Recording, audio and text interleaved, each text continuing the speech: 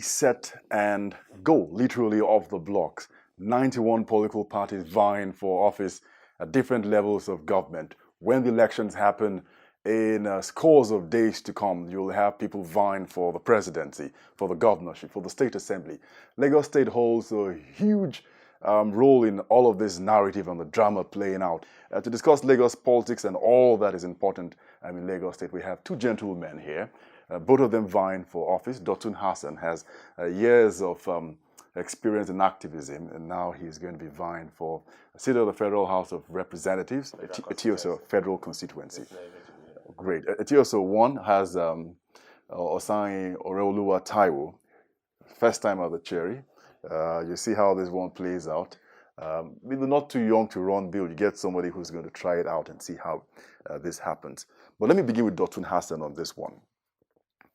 We have a situation in Lagos State where you've had one political party run the affairs from 1999 till date. A number of people have said, if there's going to be anything to take away from the election coming up, it will be the fact that anybody going to go against the ruling party, which is the All Progressives Congress, will have to do much more than what others have done in the past. What's your thinking in reshaping the political dynamics in Lagos State? Well, I believe Lagos has evolved in serial political issues for some time now, and it's more or less like a dynasty. It's more or less like a kingdom, and a whole lot of issues are really set in the minds of the people, especially we from these other parts. And more or less to say, especially the template is it's more of a new person coming to vie for the seat, not a continuity, not somebody running for second term. It would have given them let's say 101% assurance, but they themselves are more or less like every other candidate running now. Their new candidate is just like a new kid in the block who's just coming out to also profess his vision and sell himself. But the only thing is just that will give them the rise is the structure of the political structure. But I don't think that will interpret to reality, because Lagosians are better wise. Lagosians are now going to be understanding what are the philosophy of governance, what have been the antecedents of the party, what prospect should we expect. Then do we still remain under the clog wheel of one-man dynasty? Lagosians are really, really set to unchain themselves. So let nobody be too excited that All Progressive Congress will have a very clean bill of slate of electionary. I'll come to you, Taiwo, very shortly. Your party, the Alliance for Democracy, has its origins dating back to 1999, when at some point they had the reins of affair in the entire 6 southwestern states. But then they had their own troubles, and maybe there's some sort of resurgence. What do you think when people point to your party, for example, and say the party has a huge role to play in defining who is new? So on the one hand, you could call yourself a young, new candidate. But on the other hand, people could still point at your party saying it's still the old bloc and part of the problems. Would you say to that? The AD metamorphosed from the Afenifere structure. And these are wise men with pedigree. These are people of cognate experience in political leadership. These are people whose motives were predicated on Awoism ideology. And from 99, there is a whole lot of huge developmental prospect for Lagos. Asiwaju Bola Ahmed Tinubu batted on that ship. For abandoning that ship in the middle of the sea is one thing that majority of those elders really frowned at. And that I think that's made him cross several other ships till they arrive at the APC. So it's not that maybe we have to look at that as one of the biggest challenges that caused that problem. But it laid a very solid foundation. But when the man at the ends of affairs was no longer comfortable with the fact that the party's policies were no longer feasible, it's like the system has been well shaped, more or less like we are being hoodwinked. At the end of the day, it ended up that majority of those elders don't even have a say. They don't determine what goes on, what about the education. We fought a lot of struggle while I was in university at the second term of Ashwaju, now handing over to Fashola. And I think those eras really, it's really a great, it was not those promises they had in 1999. Those promises at 1999 was when LASU was still paying 215 naira for school fees and 350 once you're in 300-400 level. At those era, you can still have a sign of relief that yes, there is proper management of waste. There are a lot of economic development for the state, and it's as if somebody was thinking out of the box and trying to make sure that deceitfully, railroad everyone. Okay, I'll come back to you, Dr. Hassan, on this one to tell us more about your plans. But let me come to Taiwo here. He's a new kid on the block, eh? But very importantly, your party, the Action Democratic Party, is vying for 36 seats out of 40, which is huge and very ambitious, especially when you look at the State Assembly. Over the years, you've had one party, run the affairs. In fact, people have looked at the State Assembly and said they're just simply an extension of the executive. There's nothing that goes before the State Assembly that the governor wants to happen. That won't happen. With a new mindset, what do you think? You believe in this sort of thing where the State Assembly doesn't act as a check and balance, rather as a rubber stamp for the executive? How do you deal with that? It's unfortunate that we have this kind of system. Why do I say so is this. Ordinarily, the legislative arm of government is supposed to be the arm of government that is supposed to, as you said, check the excesses of the executive and also ensure that there are some policies that are placed into play in the legislative arm to actually make the executive on the balance of, okay, for direct identification of policies around the people and the populace. But unfortunately today, the Lagos State House of Assembly is more of like an extension of the executive. And what we have today is more of like, okay, even those that, if you go through the last election, let me go through a preview of the last election, about 6 members of the opposition party made it to the parliament. But unfortunately, after a couple of months or thereabout, they jumped ship to the All Progressive Congress again. So what it simply means is, it simply means that if you are not among them, if you are not in that shape, it seems like you are not doing the right thing, which is wrong because it doesn't give that diversification of ideas. Because it's just one direction, and that is why Lagos has been like this for the past 19 years. Because let me put you on the hot seat, because I'm pretty familiar with the guys who did jump ship because they found life difficult, at Alausa without the backing of the majority of their members. If you get elected into office, will you jump ship? No, I wouldn't. You will die politically. Of course. You will die politically. See, the fact is this. We need to understand a lot of things about Nigerian politics today. I'm a very young person. Right. I'm the youngest person in Etiosa contesting out of all candidates in the Lagos State Assembly. I'm below 30 anyways. And the fact is this. If you look at the ideology of my political party, I was from a political party before I moved to the ADP. Not that and before I moved to the ADP, I looked at certain things, certain parameters before I actually joined it. And the fact is this: if given the privilege to run and to win election under the ADP, why should I jump ship? Because there's something I'm pursuing. I should have joined the APC initially to run under mandate. So I didn't do that. So why should I do that now? But it as people will say, politics is about interest. It depends on what they call it. But we can't say excessive. I can't say that yes, maybe if I get there, things might eventually change. Probably if my party policies does not cohere with my own policy as well, or my own ideology, I may eventually reconsider. But to join the APC for now, with what is happening in the APC, no. Let me come Dr. Hassan on this one. The Federal House of Representatives doesn't have the same sort of problem the state assemblies face generally in terms of the executive. Some even accuse them of being, I think it was former President Goodluck Jonathan who talked about parliamentary recklessness of when they were trying to summon ministers to appear before the assembly now and again. But I'll come back to you on this one. We'll take a quick break on Let's Talk Politics. Don't go anywhere.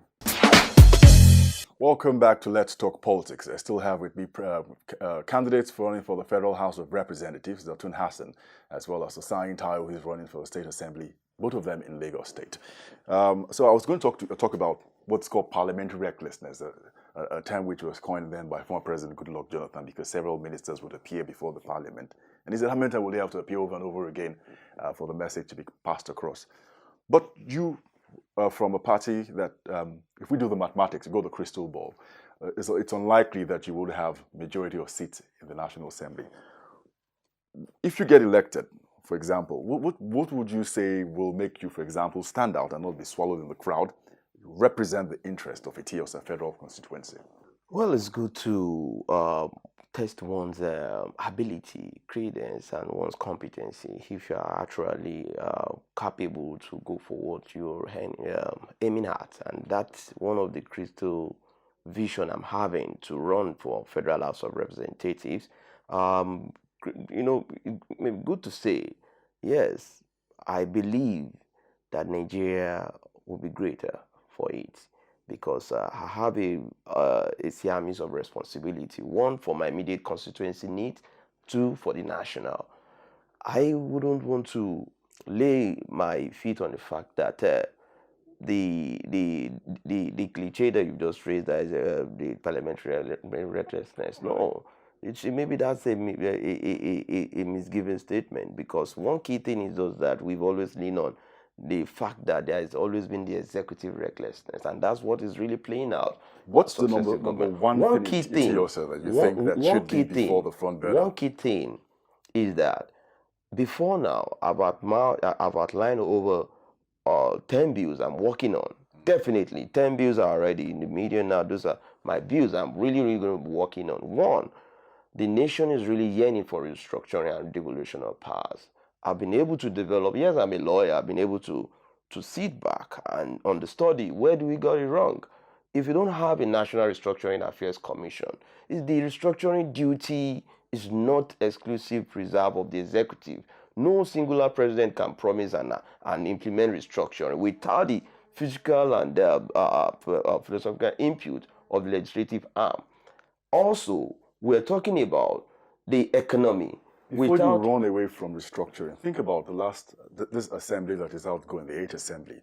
And think about all the drama that happened when they tried to do the restructuring thing and, take it stage by stage, and the frustration that happened because they got stuck around devolution of powers. You're going to spend another 4 years going around in circles. No, let me correct one thing. It's just the fear of the unknown. If you don't put the people's first, yes, I'm representing as a citizen speaker. I want to represent the people's voice. I want to ensure that whatever we be doing at that floor represent the will and aspirations of the people. Without the people's input through a national plebiscite and referendum commission, you cannot get those things right. And people in Ethiopia think that restructuring is the number one thing they expect a member of parliament to go for. That is nationally. That is the holistic thing. As far as Ethiopia is concerned, you definitely have immediate challenges that I've been working on. In the last few days from now, we had the demolition exercises of the Qatar demolition. I was there. I initiated the move to stop further act of being granted, but it's been committed by Lagos State government. I've always been on the heels against the government on the issue of the Lekki toll gate. My agitation is give me a forensic audit of what that contract is all about. As at 9th of February, we led the first protest to demand that if there is no immediate reversal to 100 naira for all sizes of vehicles, irrespective of the size, tolling shouldn't be a conduit pipe that will weaken the people's pocket. Definitely, the economic situation is so hard enough for people to survive. So my demand is that give me this tolling. Then out of that tolling, 50% of that tolling must be reversed as reversionary interest. Let me refer you to a report that's been released recently by NATI, the Extractive Industry Transparency Body, saying that none of the 36 states, if you put up together their IGR and their federal account allocation monies that come in, can run their budgets. They will have to go borrowing. When you look at the Etiosa axis of Lagos State, you look at sort of development, ambitious some people have said, you're going to need money to move things and make things happen. You look at the light railway going in from Badagry, it's stopped because the governor doesn't have money to finance the sort of big projects. A lot of work is being stalled. If you go ahead and want to run a sort of socialist welfare system without getting people paying money for the high value of infrastructure here, you get stuck. No, I'm not an executive. I'm running for parliament. The duty of my office rests on the table of Mr. President. I only just have to have I will have an influence on the governor where there is immediate need for me to challenge some issues, and that will have to go by way of lobbying and appealing and ensuring that those needs are being met by the governor of the state. Not that I have a corollary interest that I have the authority to work on the governor directly, but I can, through the office of the speaker, mandate a public petition and will demand, will rest some of the issues that I've already outlined, because majority of my issues will come via public petition. Definitely, aside that, the economic revolutionary plan, which I'm really working at, is that there's a need on my own immediate constituency. There's this thing, a policy plan which I'm having. It's called the Ethiopia Development Trust Fund. I believe a whole lot of things, not all parliamentarians can really meet up those needs of the people. Your constituency allowance cannot even do enough to really do those things that you feel on your own part you have to play a role on developmental. You will take the constituency allowance. Yes. You will take the constituency allowance. Yeah, whatever allowances that's been marked for every individual, every honorable member, definitely I have to be part of it. I have to take mine.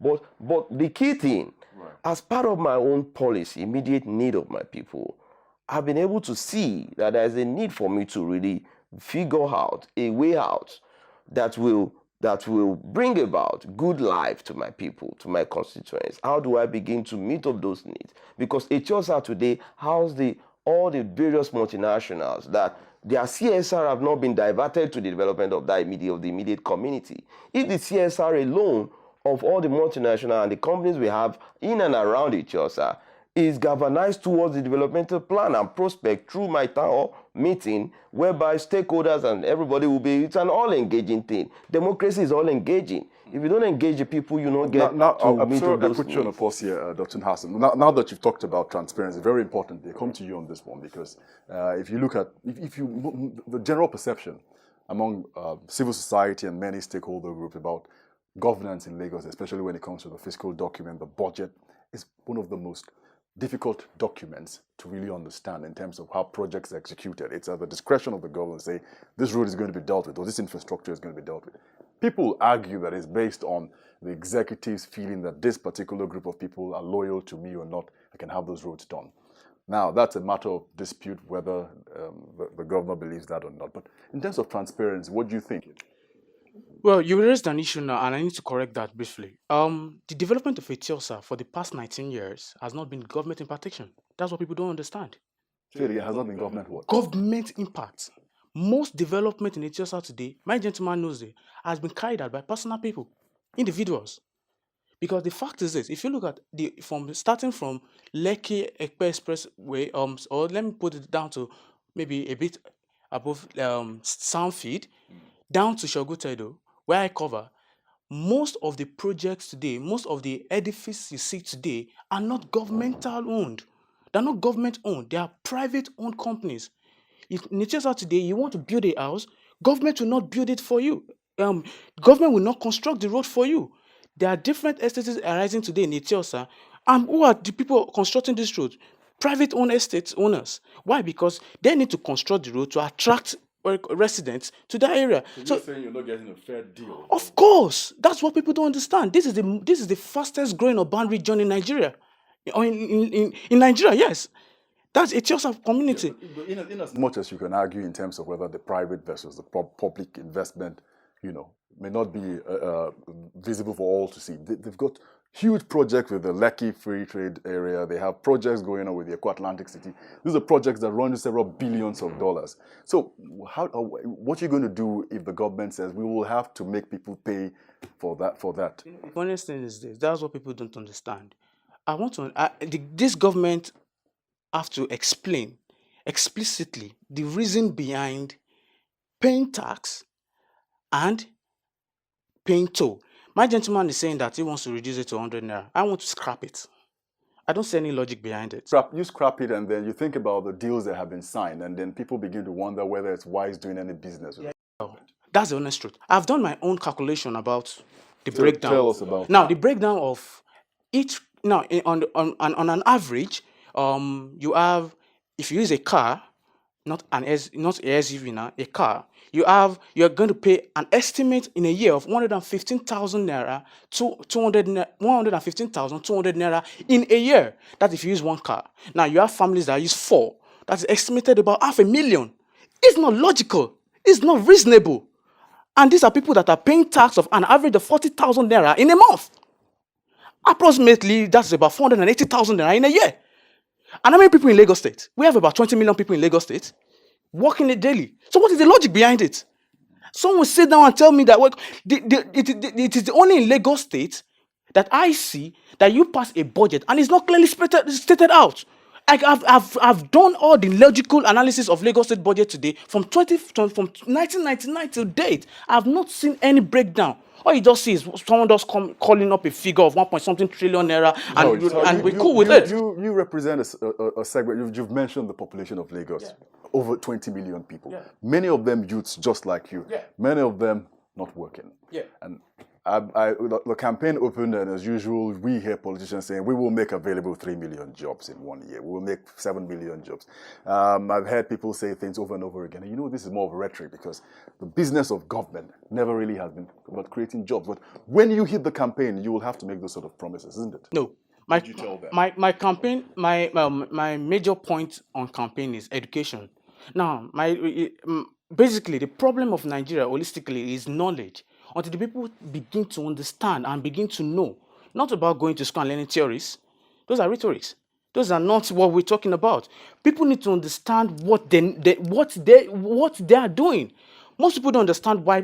People always talk about rigging of election. Have someone come out to tell them how INEC, how is it possible to rig elections? It's because some people sit at home and feel they don't need to vote. INEC will never, if you have 500 people in a polling unit today, INEC will never produce an extra paper of a polling paper, of a voting paper. However, so if 400 people sit down and 100 people come out to vote, you have an extra sheet of 400 to rig. To bring the discussion to a close, I got to get your final viewpoints on this one, which is very important here. I asked him earlier before we began the interview whether he had a war chest. Do you have a war chest to finance your campaign? Because this is very important. INEC says, for example, we're going to make sure that people don't exceed the ceilings for election campaign. You ready? Yes, I am ready. You think the field is fair and balanced enough to allow everybody to compete equally and fairly? Well, one key thing that spells you out is not the amount of money you spend in an electionary process, but the ideology you are bringing on the table. And as far as I'm concerned, I've really reeled out for some of those things I'm working on. I'm working on ensuring that there is a national education right, whereby 26% educational allocation will be implemented enough by the government at all levels to ensure that we also have the National Community Development Right Act law, whereby every community in Nigeria, irrespective of where you're coming from, that especially my own community will also be a beneficiary of the greater benefit for the greatest number will be achieved to ensure that we have a national social welfare policy plan whereby an average youth, there's no need for any government to just come and reel out cosmetic program, but there must be cognitive program that is very, that grows with the people. We have the National Labor and Employment Law. There's no need for strike and everything. So to be a recurrent decimal every year, why must the worker go on strike when the minimum wage issue will always reoccur? There must be a growing economy whereby every year you know that by next year the minimum wage will have to even if it's not on a yearly basis, but based on the inflation rate of the country, that's how you have to begin to manage the minimum wage of the workers. So as far as we are concerned, if you don't really sit down and understudy where we are going to, I'm not competing against any one opinion that okay, this thing. The only thing I believe is social justice right of the people. Okay. So I give you 10 seconds. You face the camera and tell people who want to vote in elections who you are and how you expect them to. Yes, I'm Oladotun Hassan, a barrister at law. the Federal House of Representative candidate under the Alliance for Democracy. I'm calling on all my people in the Etiosa Federal constituency to please, on the election day, vote for me. I have your interest at heart, and I'm ready to serve you with all my heart. Thank you very much. All right. Thank you very much. How in 30 seconds? Oh, well, my name is Osanyin Taiwo. I'm running for the Lagos State House of Assembly, Etiosa 1 constituency. I'm one of the youngest candidates in Nigeria and the youngest candidate in Etiosa.